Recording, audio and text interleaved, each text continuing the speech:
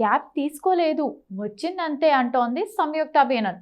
Bheemla Nayak, Bimbisara, sir, Virupaksha back to back హిట్లతో Tollywood lucky లేడీగా అవతరించిన ఈ మలయాళ కుట్టి జోరుకు బ్రేకులేసింది డెవిల్ ఫ్లాప్.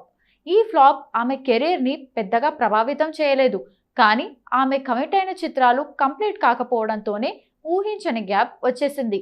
ఈ గ్యాప్ ఫిల్ చేసేందుకు బిగ్ స్కెచ్చే వేస్తోంది.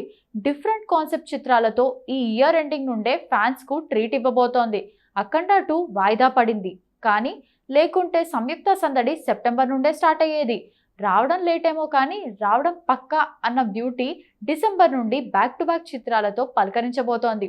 డిసెంబర్లో అఖండ 2 రిలీజ్ అయ్యే ఛాన్స్ ఉందని బాలకృష్ణ ఇప్పటికే లీక్ చేసేశారు.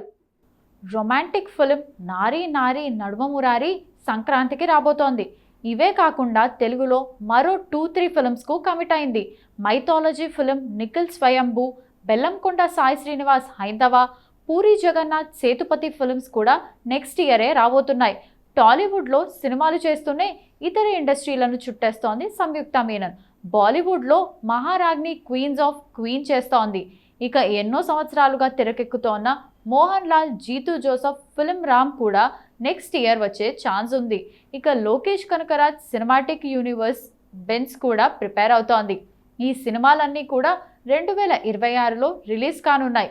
ఈ lineup back to back releases చూస్తుంటే సంయుక్త కంబ్యాక్ వేరే లెవెల్లో ఉండేలా ఉంది.